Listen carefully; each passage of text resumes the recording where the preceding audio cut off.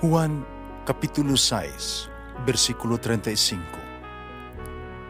Si Jesus miingon kanila, "Ako mao ang pan nga naghatag sa kinabuhi. Ang muari kanako dili nagayod gutomon, ug ang mutuo kanako dili nagayod uhawon." Ang mga puno Pan sa kinabuhi. maglikon unta sa mong pagtuo ug gagaka kami sa pagtuman sa imong mahal nga kasuguan. Ginoo man na kaninyo. Santo si Ebanghelyo sumala ni San Mateo. Si Jesus milugson sa bungtod og misunod kaniya ang bagang panon sa katawhan. Niya may usa ka sanlahon nga miduol kaniya miluhod sa iyang atubangan ug miingon, "Sir, kun buot ka, mahimo mo ang pag-ayo kanako." Gihikap siya ni Jesus o giingnan, "Buot ko, mamaayo ka." Diha-diha naayo siya. Nimiingon si Jesus kaniya, "Pamati. Ayaw isigilon kini kang bisan kinsa, kundi adto dayon ang pare, pagpahiling kaniya. Unya paghalad sumala sa gisugo ni Moises, aron ang tanan mahibalo nga naayo kana." Ang Ebanghelyo sa Ginoo. Pasalamati ang Ginoo kay siya maayo, ang iyang gugma mulungtad hangtod sa kahangturan. Pasalamati ang Diyos sa tanang mga Diyos, ang iyang gugma malungtaron.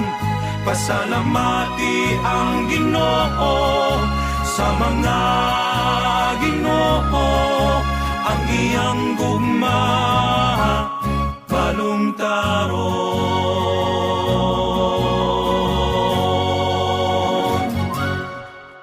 Giisip sa mga Hudiyo, ang sanla ingog tunglo gikan sa Dios. Ilang nakita ang sanla ingog usa ka silot sa mabugat nga makasala. Dugang pa, ang mga sanlahon giila nga sila nga patayng buhi o buhing patay. Giila sila nga walay pulos ug usa ka kakaulawan sila ang pamilya ug sa komunidad. Busa sila gisalikway sa katilingban. Samtang naapas kaniya ang sakit, ipahayag yun niya ngadto sa mga tao. Kaya kagulingos, pilagis pagsinggit, ug hugaw ako. Kaysa matuod nga hugaw siya. Busa, nagpuyo siya palayo sa katawhan. Dili sila makasulo sa syudad o sa templo. Kinahanglan yung walay usang nga mga tao makigsulti kanila. Kinahanglan wala gyud bisan kinsa makiguban kanila.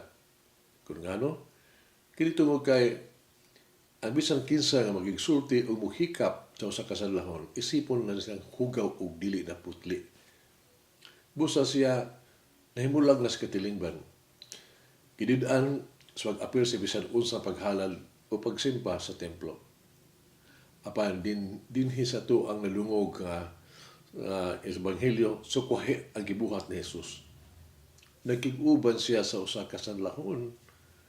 Iyang gituyod ang iyang mga kamot, gihikap niya, ug miingon, "Buhaton ko, ayuhon ko ikaw." Ang matinagdanon ng mga buhat ni Jesus, napakita sa iyang gugma ug concern alang sa mga sanlahon. Magibuhat siya, iyang giayo ang sanlahon.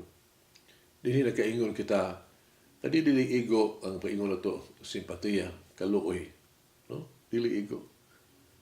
Kung dili, kinahanglan yung musamput kini og maayog yung mga buhat.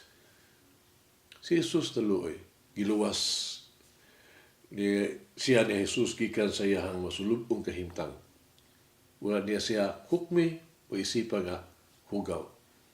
Wala niya ilha ang sanla ingog tunglo o silot sa mga sala.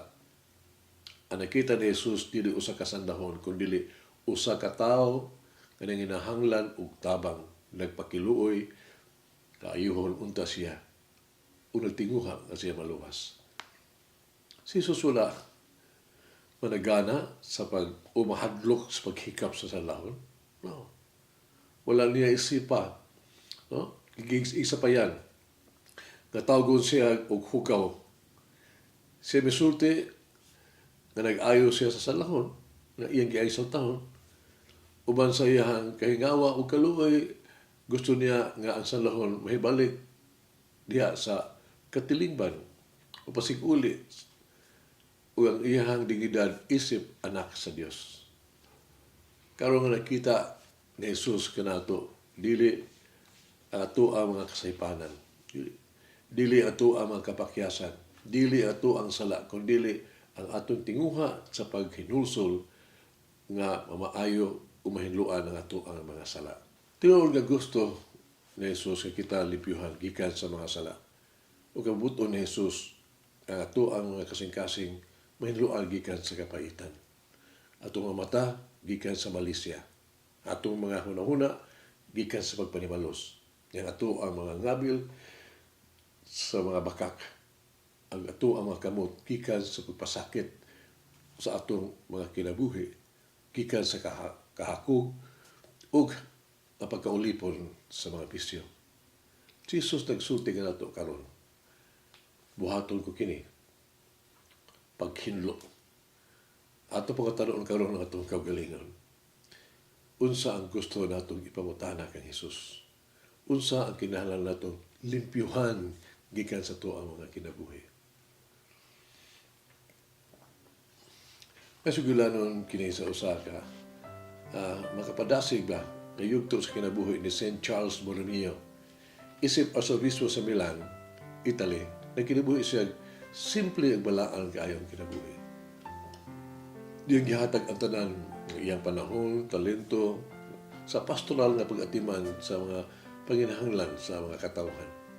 Ibaligya gini niya ang iyang mga tawag itong bililhog kaayong mga muebles, mga gamit, o mga kabtangan alang lang sa kaayuhan o pagtabang sa kabus sa lubos mga masakiton.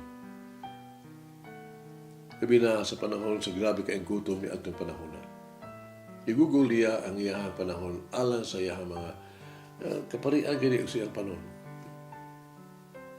Sa iyang dedikasyon o sa iyang ministeryo sa pagkapari.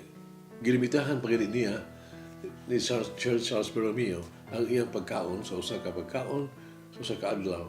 Kini mo ay pan lamang, tubig, o pila ka mga igos. Upat lang ka oras sa ang iyang pagkatulog. Uban sa dumili sa iyang kaugalingon, denying himself. Ug sa serbisyo sa kabos, kanunay siyang nag-ingon, dili kinahanglan ako magpuyo og taas nga kinabuhi. Ang importante, nga akong kinabuhi. Siguro, maayo, ug ipuyo, na dunay kaluoy, sa akong isigataw. Nagsupalong nga kini. Unsa man ang imong ihangyo kay Jesus, galimpyuhan ang imong kinabuhi. O mag-ampo kita.